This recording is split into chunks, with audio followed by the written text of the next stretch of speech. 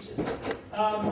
But as you can see, the whole definition, I think, says something entirely different. It says that it's been intentionally left out to make his point, I think. The key components, what I think, in religion, and why most people choose a religion, he left those out. A belief in a higher power, supernatural controlling force, moral code, redemption, ritual, all of those things are left out. And he just focuses on that one thing, the how we got here. Now, yeah, evolution does attempt to explain how we got here, but evolution does not talk about, does not attempt to answer why we are here. I don't think it answers where we are going to go after we die. You mentioned that. I don't think it does. And it does not subscribe, it definitely does not subscribe to a superhuman agency or agencies. It doesn't do that. That's the full definition of religion. It doesn't offer moral judgment or redemption. Evolution is not a religion. It's a fact. Just like gravity is a fact, just like 2 plus 2 equals 4 is a fact, it has been tested, it's been proven. The general concepts of evolution and Darwin's theory of natural selection have been with us for 150 years. These concepts do not claim to be supernaturally supernaturally derived or handed down from an omnipotent creator. They are derived from human study and research and observation and testing. It is built on the strength of independent, repeatable research of thousands of scientists from a variety of fields all over the world for 150 years. And what we now have is a result of that ongoing work. Eric's creation science and intelligent design in general, by comparison, are fairly new, only a few decades old. Creation science and intelligent design did not exist as a concept prior to the development of scientific evolutionary theory. In fact, they are reactions to the progress of science. But precious little of what Eric will be preaching is even in the Bible. God's divine word does not include anything about natural selection, speciation, geological phenomena, the formation of the Grand Canyon, RNA or DNA molecules. The Bible includes absolutely zero science, scientific fact, beyond what was general knowledge 2,000 years ago.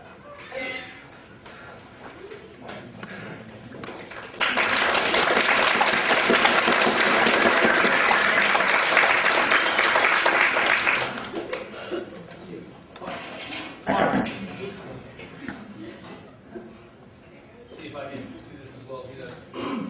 Okay, first, we'll start out with John. A platypus, ladies and gentlemen. Yeah.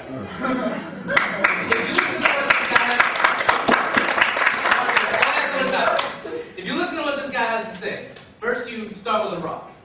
Then somewhere down the line, that rock evolutions into a reptile, bird, and some kind of a gorilla there, and that's what you got. Now one day, the snake, the chicken, and the gorilla get together and they watch a season of the L Word, drink a whole box of Merlot.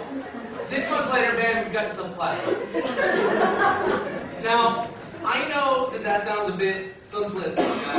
I gotta confess, I tried to read Darwin's Origin of Species, found it was way too complicated, so I gave up and decided to use the Dr. Dino method of explaining scientific theories that I don't understand and don't intend to actually learn about. Now, I had my crack research team over at Carbohydrate Science Evangelism headquarters put together a quick graphical depiction of the process of natural selection. We used forks and knives and spoons. We even had this lame joke involving a sport being the missing link. But we realized that it was a false analogy because dinnerware, much like computers, watches, and Boeing 777s, don't actually reproduce. They're inorganic. Now, I talk all about false analogies and how to use them to confuse people into thinking you're knowledgeable on a subject that you are, in fact, entirely ignorant of in part 3 of my lecture series, available online at Capitals Everything Around Me, free. Get the money, $.com. Now, I'll stop beating up on Don for just a moment because, frankly, he doesn't get paid anywhere near as much as I do to come up with this crap to tell you guys. I'll shift my focus to Mr. Hovind. Now, when I found out that I was going to be in a freeway with my mentor, I was tickled pink. Mr. Hovind, I really hope you know how much I admire you and your father's business model. As you can see, I took a few pages out of your book. Minus the whole section on tax law for obvious reasons. Now, please understand that while we may use similar methods, I'll never be competition for you because we're selling entirely different forms of religion. And anyway, they say imitation is flattery, right? Back to the platform. Now, if you listen to Mr. Hovind, you've essentially got to accept that this funny-looking creature here was created in its whole form just after the invention of the human being, but just before the invention of fear. And this brings about an obvious question. Respectfully, my Christian friends, Yahweh isn't exactly known for his sense of humor. From floods to plagues, we know he's vengeful. And from Saul to Paul, we know he's forgiving, and even gets into the zombie horror genre a little bit with Lazarus. So folks, there isn't a phrase in the Bible that would make you chuckle. And you're telling me that God, with no sense of humor, came up with this thing. I talked about finding one hole in a complicated process that's vastly misunderstood by most people, and exploiting that hole in conjunction with your audience's personal relationship with a given deity to part them from their money on my website at capitals everything around me. Cream, get the money, dollar bill. Yes, folks, we are offering holiday discounts. So, what kind of a God could make such a thing?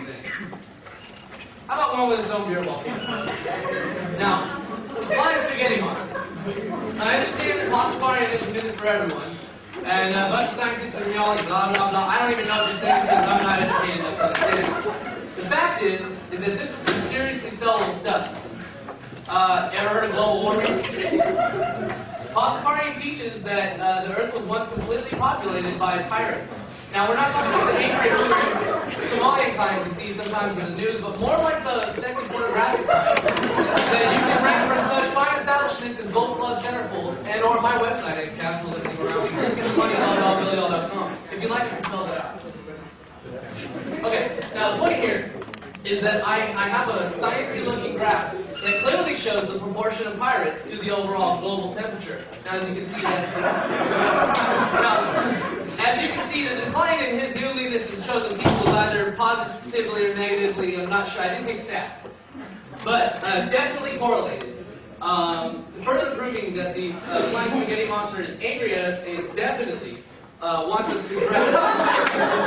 So you can purchase all forms of pirate gear and any kind of booty at my website, Castles Everything Around Me, Cream, Get the Money, $.com. Thank you, and please use carbohydrate science evangelism for all your evangelism needs.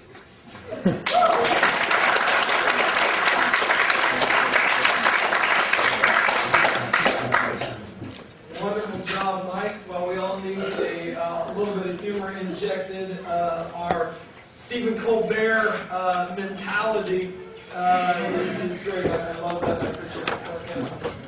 CreationScienceEvangelism.com, where yes, you can get all kinds of great resources, including some incredibly good DVDs that are not even copyrighted, so you can get them away to other people. Cool. Just a copyrighted? Yes, it is. Absolutely. A couple things. First of all, God has no sense of humor, but he didn't make Mike. That makes me laugh. So, I'm sure that you laugh too. Obviously, there is a God. Here's the problem, and as Don was talking, he said several things. He said creation is baseless. I'm trying to redefine science. Think about evolution here for a second. I mean, I'm sorry, I don't have the funny hat and the funny presentation to make you guys laugh. But if we're talking serious stuff, if we're talking at the end of this life, everybody dies, right? You guys already heard that statistic, 10 out of 10 die. You guys heard that one before? Yeah. Everybody's going to die, all right? I'm going to die one day. I'm going to try to make it the last thing I ever do. But it's actually going to happen. So if we're all going to die, the question is what's going to happen next? And if that is a real sincere, serious question,